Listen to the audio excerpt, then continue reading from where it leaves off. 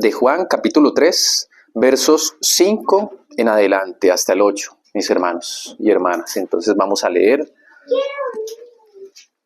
en el nombre del Señor su palabra. Y sabéis que Él apareció para quitar nuestros pecados, y no hay pecado en Él. Todo aquel que permanece en Él no peca. Todo aquel que peca no le ha visto ni le ha conocido. Hijitos, nadie os engañe. El que hace justicia es justo como Él es justo. El que practica el pecado es del diablo, porque el diablo peca desde el principio. Para esto apareció el Hijo de Dios, para deshacer las obras del diablo. Amén. Amén, Señor, te damos gracias. Bueno, mis hermanos, decidí tomar este versículo porque este versículo relata lo que significa la aparición de nuestro Señor Jesucristo, no solamente en esta tierra, sino también en nuestras vidas. Y cómo nuestras vidas van siendo permeadas o cómo nuestras vidas van siendo alumbradas por causa de la aparición o la llegada del Señor Jesucristo y su obra, que desde antes había sido anunciada por los profetas, ¿sí?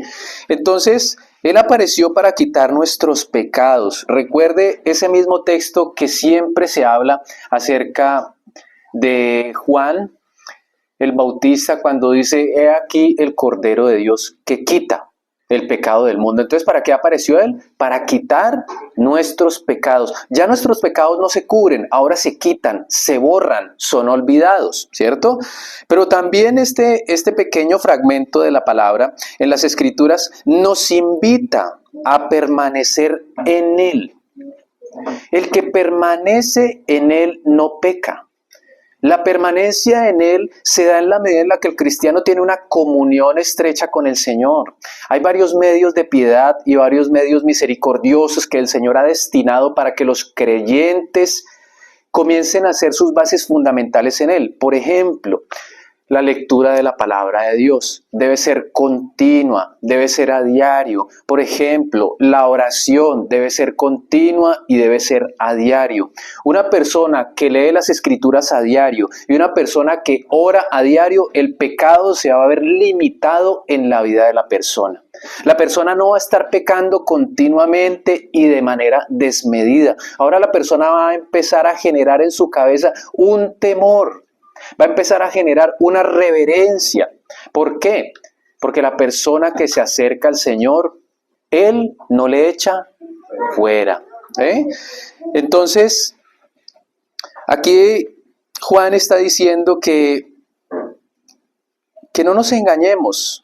El que hace justicia es justo como Él es justo. Esto nos lleva a que toda práctica pecaminosa en la vida del creyente hace que el creyente sea injusto.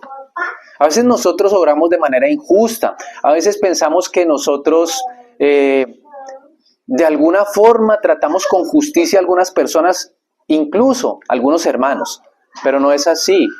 Cuando hay pecado en la vida del creyente, no hay justicia. Entonces el pecado debe ser erradicado y para eso vino el Señor, para deshacer las obras del diablo, ¿cierto? ¿Por qué? Porque nosotros, mientras estemos en Él, las obras del diablo serán deshechas. No que no seamos tentados, no que no seamos probados. No, la Escritura no dice eso. Seremos probados y seremos tentados. Pero de alguna manera el Señor nos va a guardar, porque no estamos en las prácticas continuas de pecado. Entonces, ¿por qué hablamos esto? Porque el creyente debe santificarse. Continuamente la santificación debe estar presente en la vida del creyente. ¿Y qué es santificación? Es separación. Ahora el creyente va a tener que separarse y debe ser reservado para el propósito del Señor. Ya no para mis propósitos, sino para los propósitos del Señor. Debe separarse de todo aquello de lo cual el Señor ya lo ha sacado. Ahora no debe regresar a la práctica continua del pecado. Ahora el creyente tiene que estar santificándose. Ese proceso de santificación no va a pasar en 8 días. Ese proceso de santificación no va a pasar un mes. No va a pasar un año, no va a pasar 2 años, no. El proceso de santificación va a durar toda la vida que el creyente tenga sus pies en esta tierra. Toda la vida. La santificación nunca terminará. En la medida en la que el creyente va avanzando en el Evangelio, cada año, cada mes, cada semana, cada día, el creyente debe ir madurando, debe ir pensando, se debe ir consagrando, debe irse separando. Cada año y de manera continua, el creyente debe hacer un balance en su vida. Y siempre lo hemos dicho porque me gusta resaltar esto. Si yo este año no fui paciente, pues el año que entra debo ser más paciente. Si no he podido dominar mi lenguaje, pues este año me voy a proponer poner toda palabra ociosa a los pies de Cristo. ¿Por qué? Porque de toda palabra ociosa daremos cuenta. Ni siquiera estamos hablando de pecados terribles. Estamos hablando solo de pecados que no se tienen en cuenta y no se consideran tan graves, ¿cierto?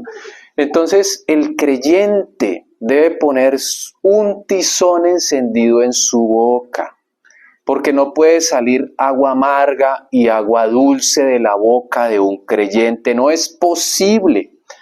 No es posible que el creyente utilice su boca para maldecir.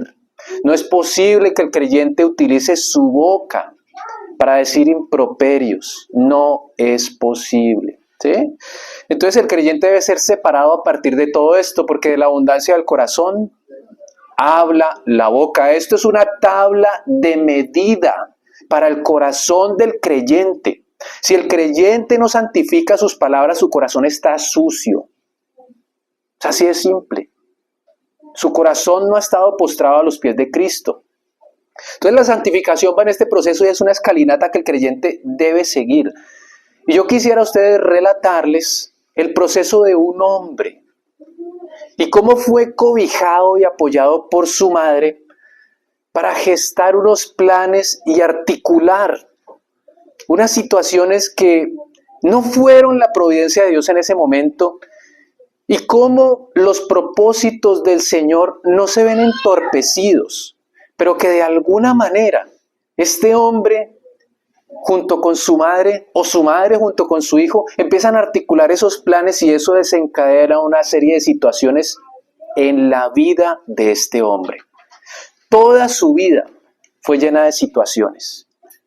Entonces, cuando la persona no se santifica, cuando la persona no pone sus debilidades, cuando la persona no pone su vida a los pies de Cristo, pues van a empezar a ocurrir una serie de situaciones. Y no que el propósito del Señor se va a entorpecer, pero sí se va a retrasar. Y el creyente dejará de recibir cosas del Señor. Escuchábamos a un hombre estos días y cómo la inmoralidad iba tomando lugar, y cómo a raíz de esa inmoralidad, pues de alguna forma entraba la escasez a la vida de esas personas. Y uno pudiera pensar que hay cosas que no son tan graves porque solo están en el pensamiento.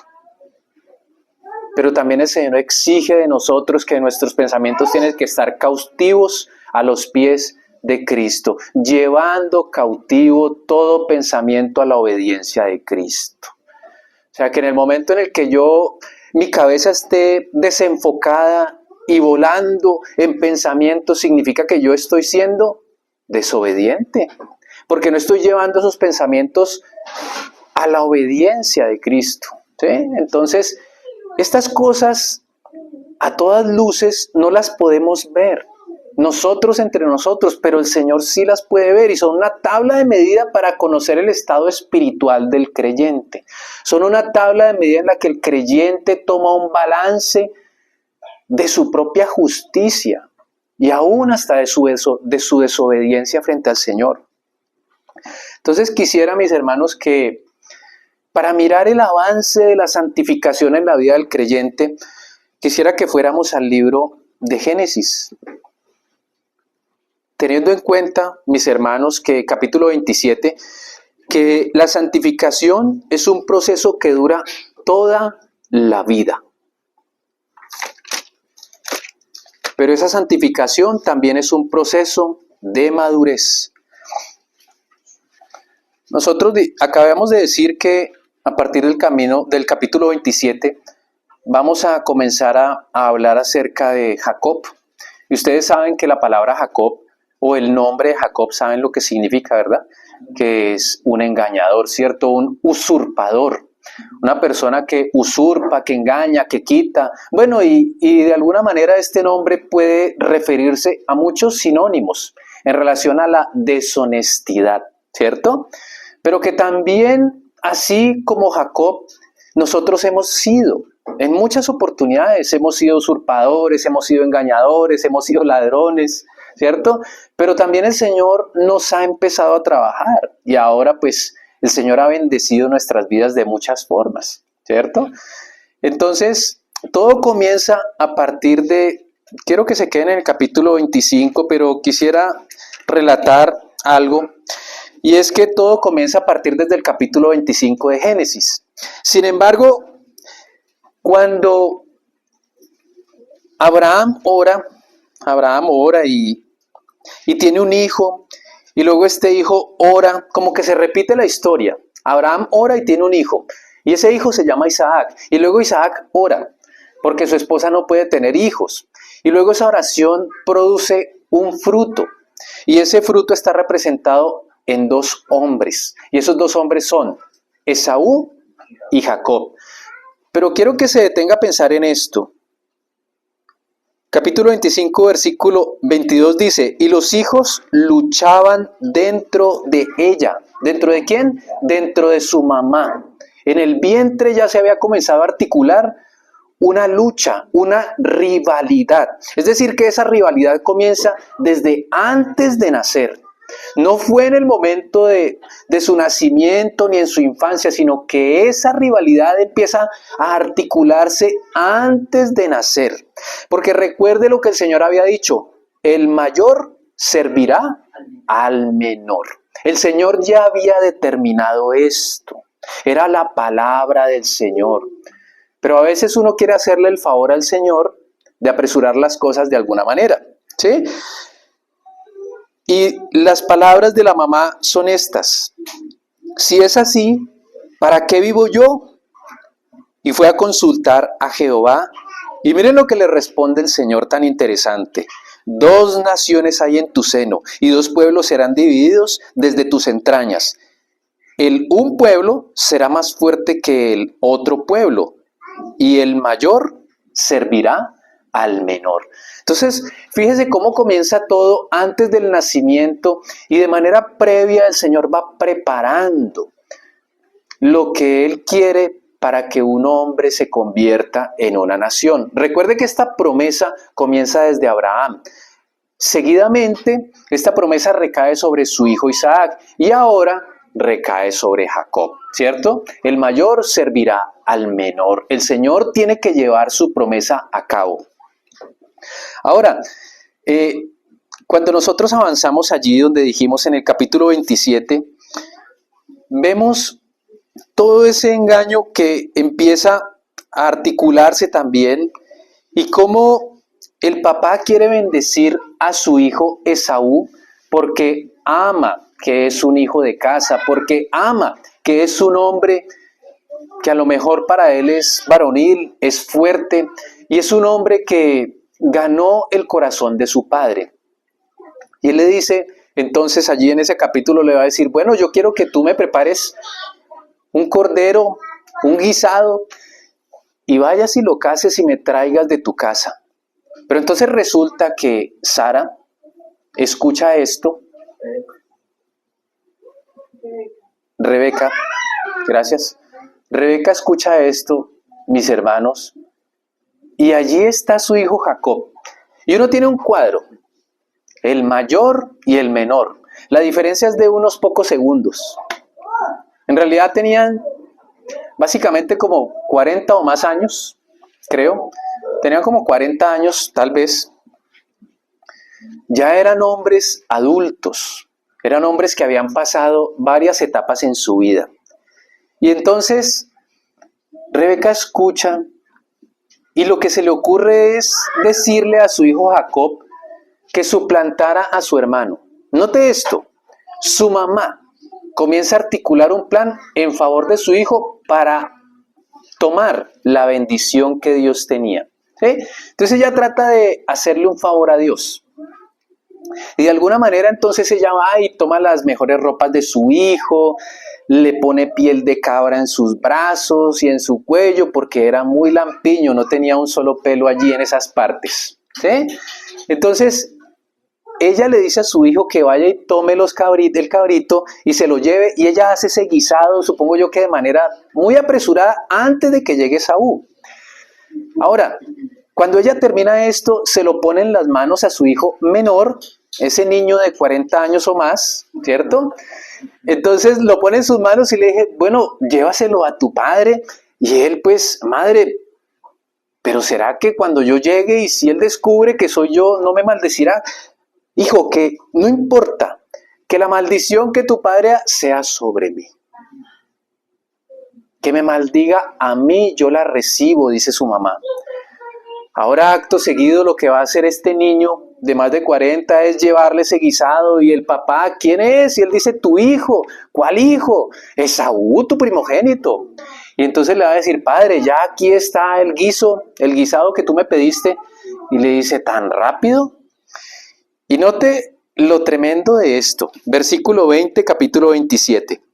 Entonces Isaac dijo a su hijo, ¿cómo es que lo hallaste tan pronto, hijo mío? Y él respondió, note esto, porque Jehová, tu Dios. Note, no es Jehová mi Dios, es Jehová tu Dios. ¿Sí? Hizo que lo encontrase delante de mí. Notamos que Jacob no conocía a Dios. Ahora, este es uno de los puntos centrales de la vida de Jacob. Jacob reconocía que era el Dios de su padre, mas no que era su Dios. Pero también había reconocido en medio de engaños que el Señor había puesto eso delante de él de manera apresurada y él había podido prepararle ese guiso a su padre. Ahora ustedes saben lo que ocurre de allí en adelante y notamos que las circunstancias no eran de la forma en la que el Señor quería. Todo comienza con un engaño articulado por su mamá. Y entonces, ¿qué pasa allí? Surge una rivalidad. La rivalidad que comenzó en el vientre ahora es trasladada fuera del vientre y, digámoslo así, a una madurez en la vida de ellos. Ya son hombres y ahora, pues de alguna manera tienen cierta independencia y saben en qué creen y en qué no creen. Pero producto de todo esto, de esa bendición usurpada, hay una amenaza, y esa amenaza es por la vida de Jacob. Se ensaña su hermano contra su hermano menor. Esaú contra Jacob está ensañado. Versículo 41, note. Y aborreció Esaú a Jacob por la bendición con que su padre le había bendecido. Y dijo en su corazón, llegarán los días del luto de mi padre y yo mataré a mi hermano Jacob. Se puede dar cuenta que en esta situación la decisión que había tenido una madre por querer favorecer a su hijo produjo que su hijo tuviera que trasladarse de su hogar por causa de la amenaza de su propio hermano, pues su hermano quería matarlo. Entonces note cómo van empezando todas las cosas y cómo esta historia va tomando una forma y cómo un hermano quiere matar al otro por causa de ese robo que hizo. Jacob entonces ahora tiene que marcharse para salvar su propia vida y tiene que huir de la mano de su hermano. Y es cierto que si esta no era la voluntad de Dios, pero Dios también se vale de todas estas cosas que no eran su voluntad para comenzar a armar, digamos, un plan de trato en la vida de Jacob, ¿sí? Y esto no entorpece el plan de Dios en la vida. Pero si no, entonces, si no hubiese sido de esta manera, no habría llegado Jacob a Betel.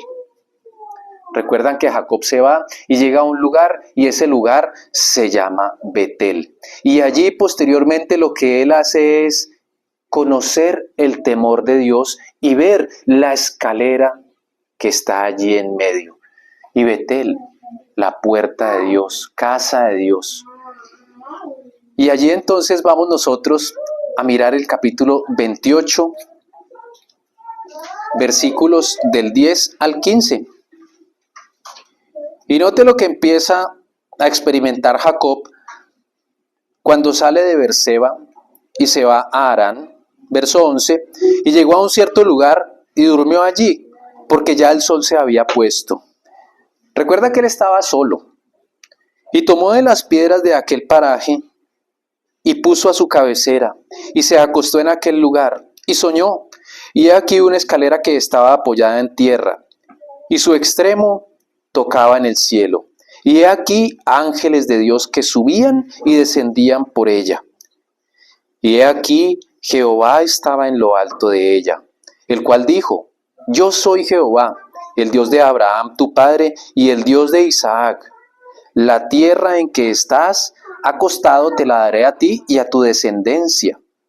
Será tu descendencia como el polvo de la tierra, y te extenderás al oriente, al occidente y al oriente, al norte y al sur, y todas las familias de la tierra serán benditas en ti y en tu simiente. Note la promesa que hace el Señor en el verso 15. He aquí, yo estoy contigo, y te guardaré por donde quiera que fueres, y volveré a traerte a esta tierra, porque no te dejaré hasta que haya hecho lo que te he dicho. ¿Pudiera usted marcar ese versículo y tomar esa promesa también para usted? Pero así como Jacob, pues lo que quiso fue hacer las cosas a su manera. Y nosotros podemos ver a un Jacob que hasta esta altura del partido no se había humillado delante de Dios. Él tuvo una experiencia, él tuvo el privilegio de poder experimentar el temor del Señor. Tuvo el privilegio de ver una escalera, tuvo el privilegio de ver que el Señor estaba allí, pero aún su corazón no se había humillado, aún su corazón no había sido tratado por el Señor. Quiere decir que el Señor puede hablar a un hombre, quiere decir que el Señor puede presentarse a la vida de un hombre sin que este hombre se alcance a humillar, sin que alcance a entender el propósito de Dios para su vida. Sí puede. Puede el Señor en su magnificencia y misericordia mostrar esto a la vida de un hombre. Pero el Señor tiene que volver las situaciones que envuelven a la vida de Jacob precisamente en situaciones que le van a humillar y van a disminuir lo que es Jacob para así y humillarlo. Dijo un hermano: Dios hace su aparición donde la carne termina. Allí es donde aparece el Señor, donde ya no hay más vestigios de carne, donde ya no hay más vestigios de yo puedo. Siempre lo que se contrapone o el ángulo a través del cual el hombre tropieza es su propia capacidad. Su capacidad no deja que el hombre dependa de Dios. Verso 28, capítulo 28, versos 16 y 17, note. He aquí, yo estoy contigo. El Señor ya le había dado la promesa. El Señor no iba a retardar su promesa, el Señor no se iba a retractar, porque Dios no es hombre para que mienta. Entonces Dios, a partir de esta promesa, tiene que comenzar a trabajar en la vida de Jacob. Pero Jacob no entendía. Note lo que dice allí más adelante, el versículo 16.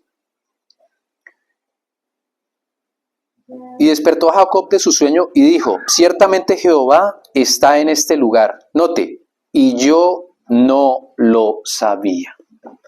El Señor estaba allí, pero Jacob aún no entendía.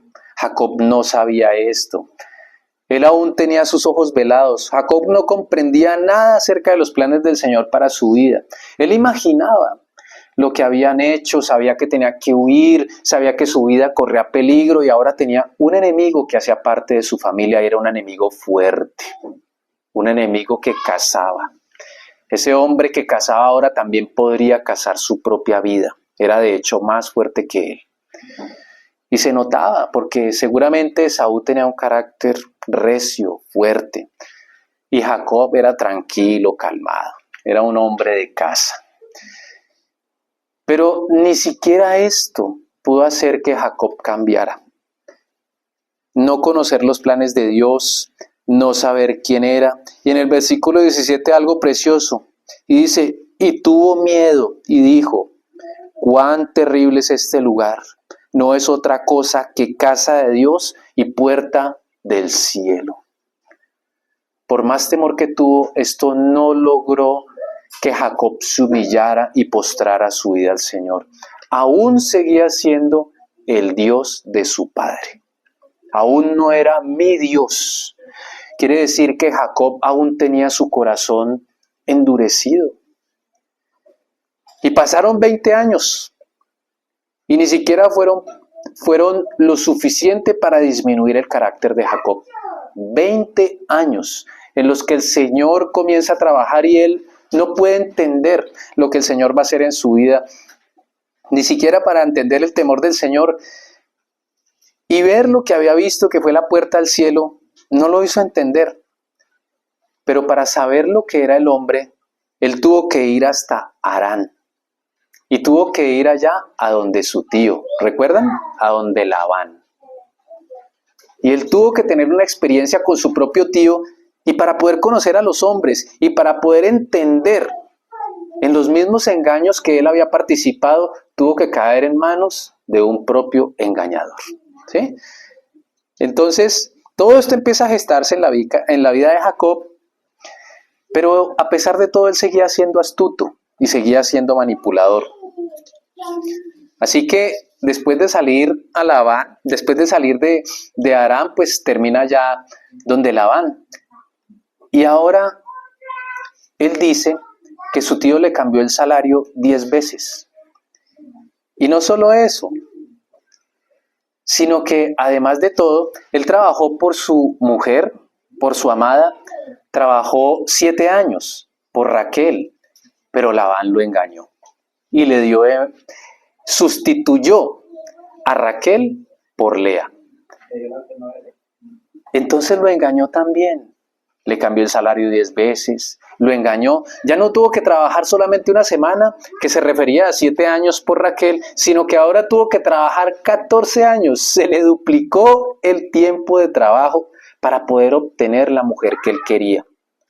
Ahora entonces, ya un hombre a lo mejor de casi 60 o 60 años, tenía su segundo matrimonio, digamos hasta allí, pero el Señor lo había bendecido y a pesar de todas sus tramoyas y engaños, ahora se había enriquecido con siervos, siervas, ganado, tenía riqueza. Y esa riqueza había aumentado tanto que Labán no lo veía con buenos ojos, ni los hijos de Labán, no lo veían con buenos ojos.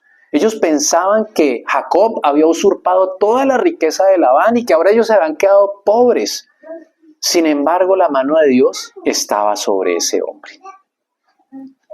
Y aún así, una buena noche el Señor le dice que tiene que regresar a donde su padre, a la tierra de Harán. Y pues acto seguido, lo que hace este hombre es irse.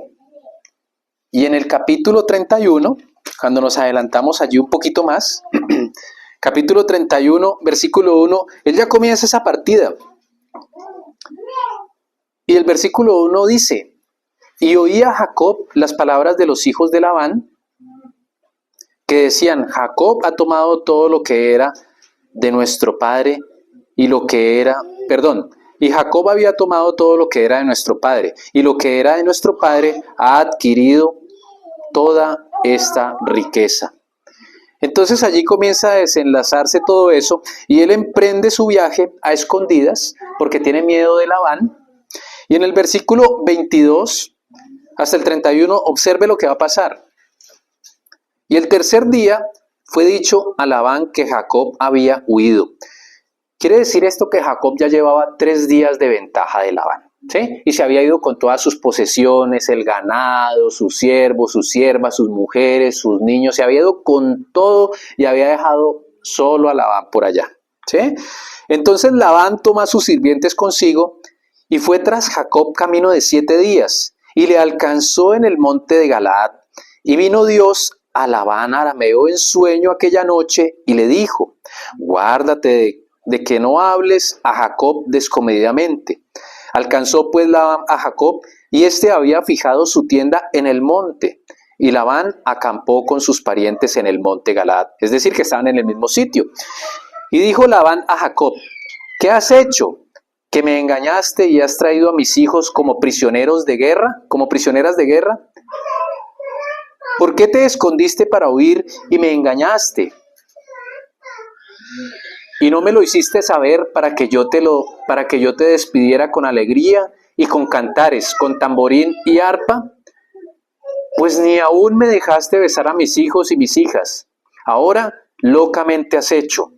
Poder hay en mi mano para haceros mal, mas el Dios de tu padre, note, el Dios de tu padre, me habló anoche diciendo: guárdate que no hables a Jacob descomedidamente. Y aún hasta allí, Jacob no había entendido la promesa del Señor. No te dejaré. ¿Sí? Él aún tenía miedo, él tenía que salir como un ladrón con todas sus cosas, y no entendía que el Señor estaba con él, no entendía que todos los planes del Señor tenían que seguir su curso. Y allí más adelante, quiero que miremos, continuemos la lectura, versículo 30, y ya que te ibas, porque tenías deseo de la casa de tu padre, ¿por qué me hurtaste mis dioses? Y respondió Jacob y dijo a Labán: porque tuve miedo, pues pensé que quizá me quitarías por fuerza tus hijas. Aquel en cuyo poder hallares tus dioses, Jacob ignoraba que habían tomado los ídolos y que todo este tiempo estaban andando con ídolos. Note esto: aquel en cuyo poder hallares tus dioses no viva.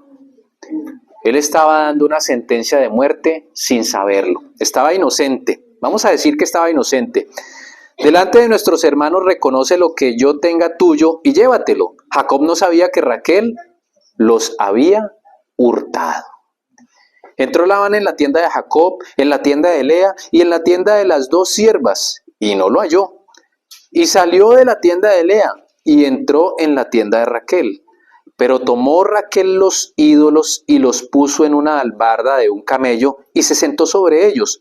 Y buscó Labán en toda su tienda y no los halló. Y ella dijo a su padre: no se enoje mi señor, porque no me puedo levantar delante de ti, pues estoy en la costumbre de las mujeres. Y él buscó, pero no halló los ídolos. Entonces imagínese todo lo que empieza a ocurrir y cómo la familia de Jacob va arrastrando tras de sí con cosas que no son propias del Señor. Y todo por una sola razón: porque Jacob aún no había rendido su vida a los pies de Dios. Aún entendiendo la promesa, aún habiendo el Señor hecho una aparición a su vida en sueños, Jacob aún no entendía y seguía sin humillar su propio corazón.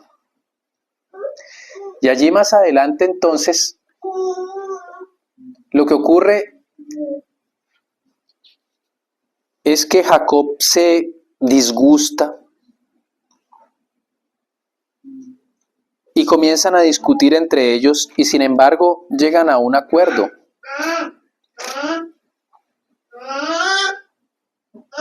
Pero él no sabía que su familia estaba contaminada y llena de ídolos. Pero quisiera que llegáramos a una parte en la que Jacob continúa su vida, pero a pesar de todo esto, en el capítulo 34, quisiera que miráramos algo, y es que allí en el versículo 1, Dina, que es la última hija que da a luz Raquel, es deshonrada. Lea, perdón. Gracias, amor. Dina es hija de Lea. Y Lea decide salir y dar un paseo de campo, a lo mejor para hacer un reconocimiento, y ahí hay un príncipe que la ve, y la ve tan atractiva, y la toma por la fuerza y la deshonra. Pero quiero que pensemos en algo, y es que esa deshonra le cuesta aflicción al corazón de Jacob. O sea, imagine usted por un momento en que tengamos una hija preciosa y que de alguna manera alguien venga y la deshonre. ¿Qué dolor podría haber para nuestro corazón, cierto? Un dolor profundo. Y esto se añade a la serie de sufrimientos que Jacob ya venía teniendo por causa de su propio carácter, porque no había puesto su carácter a los pies del Señor. Entonces Jacob lo que experimenta es este dolor y dice que se entristece, y sus hijos estaban en el campo apacentando el ganado y él guarda silencio hasta que llegan sus hijos y él les cuenta toda la situación. Una vez que él les dice esto, sus hijos se disgustan en extremo. Note que no eran 2, ni 3, ni 4 hijos. Eran las 12 tribus de Israel, los que posteriormente se iban a convertir en las 12 tribus. Entonces eran 12 hijos. Y ahora había una hija, Dina.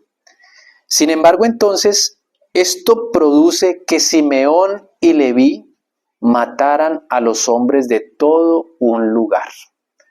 Que hicieran un acuerdo tras los engaños también. Engañaron a un pueblo diciéndole que se circuncidaran para que pudieran emparentar. Y aprovechan al tercer día de dolor que produce la circuncisión, toman sus espadas y van y arrasan con todos los hombres, toman a los niños y las mujeres y se los llevan esclavizados. Aprovechan lo que hay y lo toman. Y lo que le ocurre a Jacob es que Jacob tiene miedo y ve todo lo que pasa. Y Jacob dice, ahora ustedes han hecho que todos estos pueblos, el cananeo y los demás, vean lo que ustedes han hecho y nos hagan desaparecer, nos maten ahora a nosotros. Pero quiero que pensemos en esto, hermanos. Que si Jacob no se hubiese establecido en Siquem, si él no hubiese llegado a esa ciudad, su hija Dina no habría sido deshonrada y sus hijos no se habrían convertido en asesinos. Y uno a veces toma la decisión más conveniente. No, es que esto es lo que conviene. Vamos, hagamos, pongamos, digamos. Y uno piensa que uno está actuando bien. Pero si esa serie de decisiones no se tomaran de manera apresurada, seguramente nos evitaríamos muchos desastres y muchos dolores de cabeza, como los que vivió Jacob, una hija deshonrada, unos hijos asesinos, el temor de que los demás pueblos los hicieran desaparecer y arrasaran con todo lo de ellos. Pero aún así, observe la misericordia del Señor en el capítulo 35, verso 1. Vamos a leer hasta el 7. Y dijo Dios a Jacob, levántate y sube a Betel y quédate allí y haz allí un altar al Dios que te apareció cuando huías de tu hermano Esaú. Note cómo el Señor le va recordando de dónde viene él. ¿Qué es lo que produce que Jacob tenga un encuentro con el Señor? Una amenaza de muerte. Es lo que produce eso. O sea, ¿cuántas circunstancias tiene que tener el Señor en la vida del creyente para que el creyente reconozca que es Dios el que lo está llamando? ¿Por cuántas situaciones tiene que pasar la persona? A lo mejor por amenazas, por enfermedades incurables, por situaciones económicas, pérdida de hijos. ¿Cuántas situaciones tiene que pasar una persona para que al final reconozca que Dios es el que lo está buscando? Y el Señor le recuerda, el que te apareció cuando huías de Esaú. Siempre es bueno recordar, hermanos, de qué condiciones el Señor nos ha sacado. ¿De dónde nos llamó el que te apareció cuando estabas en esta situación? ¿Sí? Entonces Jacob dijo a su familia y a todos los que con él estaban, quitad los dioses ajenos que hay entre vosotros y limpiad y mudad vuestros vestidos, y levantémonos y subamos a Betel, y haré allí altar al Dios que me respondió en el día de mi angustia. ¿Se da cuenta cómo ahora Jacob está entendiendo que tiene que santificarse? Tiene que quitar los ídolos de su vida, todo lo que está entorpeciendo su relación con el Señor, que no le deja ver a Dios. Tiene que desaparecer de su vida y lo corta. Lo quita de su vida. En este caso, no era él quien llevaba a los dioses. Pero recuerde lo que dice las Escrituras. La Escritura dice que se unirá al hombre a su mujer y serán una sola carne, uno solo. Entonces el hecho de que su esposa hubiera tomado los ídolos de su padre y los hubiese hurtado, ahora hace que esos ídolos también estén en la vida de él. Es una maldición. Mire todo lo que pasó. Ocurrió una serie de incidentes, una serie de situaciones. Perdió la honra de su hija, tuvieron que salir del lugar donde vivían y estaban estables. Mire todo lo que pasó en la vida de Jacob. Y cómo el Señor va empezando a tratar con su vida a través de los años, y que 20 años no son suficientes. Es como si esos 20 años hubieran sido tirados a la basura, porque él no entendió el propósito de Dios, y eso pasa hoy. A veces no entendemos el propósito de Dios y perdemos el tiempo. Pierde uno el tiempo precioso, tiempo de comunión, tiempo de consagración, tiempo de limpiarse. O sea, ¿qué tiempo es este? Tiempo de santificarse, tiempo de limpiarse, tiempo de abandonar lo que está entorpeciendo nuestra relación con el Señor. ¿Cierto? Y en el versículo 3 del mismo capítulo dice: y levantémonos y subamos a Betel, y haré allí altar a Dios que me respondió en el día de mi angustia. Y ha estado conmigo en el camino que he andado. ¡Wow, Señor! Él reconoció por fin que el Señor estaba con él en el camino que él había llevado de todos estos años. Ahora un hombre mayor, un hombre adulto, un hombre que ahora corrió con toda su familia y sus pertenencias por miedo a Labán, no entendiendo la promesa que el Señor tenía: yo estaré contigo. No entendía. No entendía que el Señor estaba con él hasta ahora. Y aún así la misericordia del Señor es tan grande que el Señor se le aparece: levántate, levántate. O sea, levántese. Deje ese estado de miseria. Suba a Betel. ¿Se acuerda donde usted ungió esa primera piedra? Suba, levántese, regrese a mí. ¿Sí ve? Del lugar de donde el Señor lo sacó y de donde él partió, el Señor ahora vuelve y lo regresa después de tantos años. Lo regresa al punto de partida. ¿Sabe lo que pasa? Que Jacob tuvo un atraso de más de 20 años en su vida espiritual. Puras desobediencias. Puras conveniencias, haciendo lo que él pensaba, lo que él creía. Y observe: y ha estado conmigo en el camino que he andado. Así dieron a Jacob, mire esto, así dieron a Jacob todos los dioses ajenos que había en poder de ellos. No era solo en el poder de su esposa, sino en el de los que lo seguían. Y los astillos que estaban en sus orejas, y Jacob los escondió debajo de una encina que estaba junto a Siquem. Mire esto. Quiero que se detengan este verso 5. Y salieron, es decir, que ellos partieron de ese lugar después de que enterraron esos ídolos. Los abandonaron. No volvieron otra vez a tomarlos. Los abandonaron de una vez para siempre. Y salieron, y el terror de Dios estuvo sobre las ciudades que había en sus alrededores, y no persiguieron a los hijos de Jacob.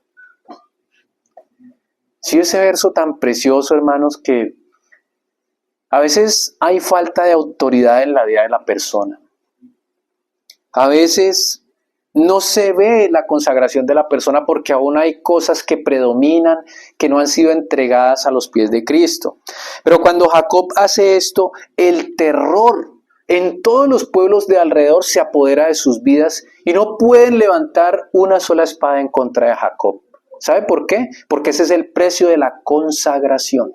Cuando una persona verdaderamente está consagrada al Señor, deja todos los ídolos y pone su vida a los pies de Cristo. Allí nos muestra la Escritura que el terror se apodera de sus enemigos. Sus enemigos no pueden hacer nada contra ellos. Ahora es el Dios del Señor el que está operando en la vida de las demás personas en favor de su escogido. Y edificó allí un altar y llamó el lugar El Betel, porque allí había aparecido Dios cuando huía de su hermano. Qué preciosa la palabra del Señor, cuando uno ve que nuestros temores, incluso de hecho, y nuestras huidas y salidas apresuradas nos pueden llevar a los pies del Señor y reconocer que Él estuvo en toda nuestra caminata, ¿cierto? Así que ahora Jacob escucha la voz de Dios y obedece. Él decide obedecer y deshacerse de todos sus ídolos. Quiero que vayamos al libro de Jeremías, mis hermanos, capítulo 4, versículo 1 y 2. Note lo que dice Jeremías capítulo 4.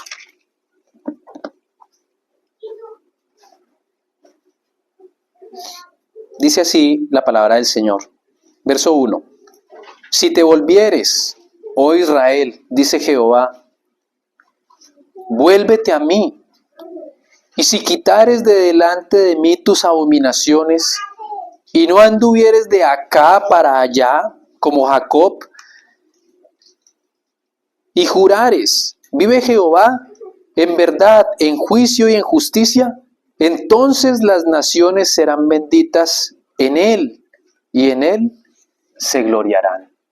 Qué precioso que el Señor habla en esta escritura, que no quiere que esté de acá para allá, sino que vuelva sus ojos al Señor y ahora sea estable en el Señor, que encuentre una base espiritual en el Señor, que ya no esté divagando, que fue lo que le pasó a Jacob, que estaba divagando de aquí para allá, haciendo planes, huyendo de un lugar, huyendo del otro, una inestabilidad completa. Y por causa de sus desobediencias, cómo su hija es deshonrada y cómo sus hijos se convierten ahora en asesinos. O sea, por causa de todas estas cosas, cómo la vida de Jacob se va tornando una vida sufrida, una vida llena de luchas, una vida llena de trabajos, una vida que no es reposada en el Señor, una vida que no puede ver lo que el Señor tiene para él, por causa de sus desobediencias y de sus decisiones apresuradas. Pero note cómo el Señor es de misericordioso, y allí no termina la historia. Y podemos continuar en el capítulo 37, y allí vemos cómo sus hermanos odian a su hijo menor, y cómo también comienzan a tejer un plan de la manera en la que podrían venderlo y sacar un beneficio para que no siga llevando, se me fue la palabra, para que no siga llevando quejas de ellos a su padre. Cómo de alguna manera entonces ahora José es vendido a la primera caravana de comerciantes y se lo llevan para Egipto. Pero que todo esto estaba en el plan de Dios, y cómo el dolor de su padre, que estuvo triste tanto tiempo, primero deshonran a una hija, luego sus hijos asesinos, ahora venden a su hijo menor y le mienten diciéndole que un animal lo mató, aquí está la túnica que tú le tejiste, llena de sangre, un animal lo mató. Y cómo ahora ese hijo es desgarrado de las entrañas de su padre, y cómo su padre llora y sufre, y sus hijos ven el dolor de su padre. Y dice, oh Señor, qué vida tan sufrida la de Jacob. Tuvo una vida, podríamos decir que miserable, pero no fue así. Porque la Escritura no habla que Jacob vive una vida miserable, no habla de eso. Jacob fue bendecido, pero no bendecido a la manera de los hombres, bendecido a la manera de Dios. Y luego, después de esto, pasa un tiempo y viene un hambre terrible. Y Jacob quiere proteger su familia. Y luego sus hijos en el capítulo 42 de Génesis tienen que descender a Egipto. Y luego allí ellos no reconocen a José. Y cómo José también los engaña, diciendo que no le habían pagado. Y ahora José mete la copa de él en los sacos de trigo de ellos. Y luego ellos descubren esto. Y luego son culpados de ladrones. Y ahora luego tienen que traer a Benjamín, que es el hijo menor. Y vuelve a sufrir otra vez Jacob. Ahora me van a quitar también a Benjamín. Me quitaron a José, lo asesinaron. Y ahora también me van a quitar a Benjamín. ¡Qué vida tan dura! Y le arrancan a Benjamín porque si no entonces no pueden comer. No hay trigo, no hay sustento. Tenemos que llevarlo. Y luego entonces sus propios hijos, toma mis hijos. Entonces si yo me hago responsable de Benjamín, no, o sea, eso no es suficiente. Están arrancando un hijo de sus entrañas. Y al final de todo esto, casi en sus días, en el capítulo 46, cómo Jacob desciende a Egipto. Y ya en su longevidad, en su ancianidad, él tiene que bajar con toda su familia y volverse a trasladar para Egipto, buscando el beneficio y el sustento no solamente para su familia, sino para los hijos de sus hijos. Y un pequeño remanente, cobijado por el Señor, va en ese trasegar, acompañado también de carruajes, porque ya sabía que su hijo había vivido, pero como que no lo creía todavía. A lo mejor no se había convencido de eso. Y luego baja con toda su familia. Y luego va a decir allí, cuando él tiene que presentarse ante Faraón, versículos 7 al 12 del capítulo 46, sus hijos y los hijos de sus hijos consigo, sus hijas y las hijas de sus hijos, y toda su descendencia trajo consigo a Egipto. Y estos son los nombres de los hijos de Israel que entraron a Egipto: Jacob y sus hijos, Rubén y el primogénito de Jacob. Y allí empieza a narrar todos los que estaban con él. Y cómo el Señor comienza a trabajar. Y a partir de esto, llega el capítulo 47. Y note aquí en el verso 1, y vino José y lo hizo saber a Faraón y dijo: mi padre y mis hermanos y sus ovejas y sus vacas, con todo lo que tienen, han venido de la tierra de Canaán y aquí están en la tierra de Gosén. Y de los postreros de sus hermanos tomó 5 varones y los presentó delante de Faraón. Y Faraón dijo a sus hermanos: ¿cuál es vuestro oficio? Y ellos respondieron a Faraón: pastores de ovejas son tus siervos, así nosotros como nuestros padres.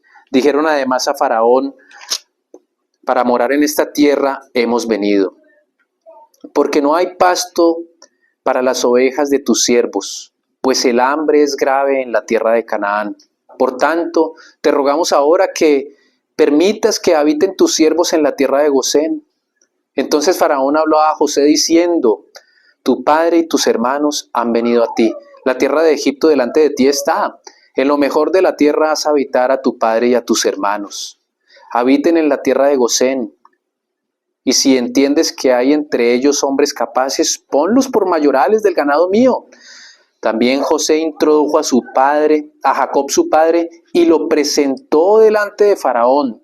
Y Jacob bendijo a Faraón. Y dijo Faraón a Jacob: ¿cuántos son los días de los años de tu vida? Y Jacob respondió a Faraón: los días de los años de mi peregrinación son 130 años. Pocos y malos han sido los días de los años de mi vida, y no han llegado a los días de los años de la vida de mis padres en los días de su peregrinación. Y Jacob bendijo a Faraón y salió de la presencia de Faraón. ¿Puede notar el impacto que tiene todos los hechos que ocurren en la vida de Jacob? Una vida difícil, una vida dura, pero que en uno de esos momentos, cuando Jacob regresa al lugar de donde el Señor lo había llamado, allí Jacob lucha con el Señor. Y lo que hace el Señor es ponerle una señal para el resto de su vida. Jacob deja de ser el mismo para siempre. Jacob ahora estaba santificado y había sido dispuesto para los propósitos del Señor. Sin embargo, eso no evita que Jacob siga sufriendo y pasando dolores, pues la santificación del creyente debe ser hasta el día de su muerte. La vida de Jacob no fue fácil, pero Jacob necesitó comprometerse con el Señor de manera más santa. A lo mejor si él lo hubiera hecho, su vida habría sido distinta. Pero el Señor aún así fue bueno con él y le bendijo y le multiplicó. Y ahora su descendencia posee la tierra. Y su descendencia es mayor que lo que él podría haber imaginado. Y nosotros vemos en Jacob el retrato de un creyente necesitando ser santificado con urgencia. ¿Por qué? Porque los días de la peregrinación pueden ser difíciles si la persona no se santifica. Puede sufrir y puede ver sus hijos en contra. Y hasta sus hijos pueden convertirse en asesinos. Y puede venir la escasez. Y puede tener que irse y ser sometido por otros, aún en su propia vejez. La necesidad imperiosa del creyente del día de hoy es la santificación con urgencia. Esa es la necesidad imperiosa. De manera que vemos en Jacob el trato misericordioso del Señor y la santificación de un hombre continuamente hasta el final de sus días, y cómo el trato del Señor hace que Jacob reciba al Señor en su vida y ahora es el Dios de Israel, el Dios de Jacob. Quisiera entonces que fuéramos a la última cita, mis hermanos, 1 de Pedro 2:5.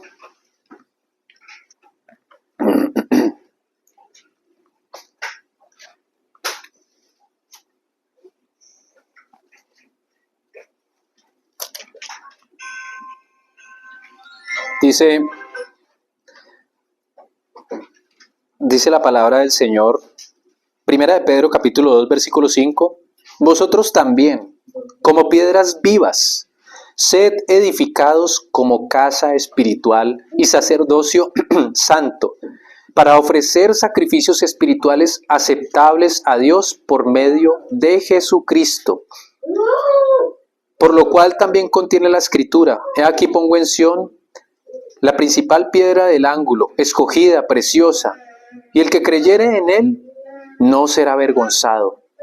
Para vosotros, pues, los que creéis, él es precioso, pero para los que no creen, la piedra que los edificadores desecharon ha venido a ser cabeza de ángulo y piedra de tropiezo y roca que hace caer.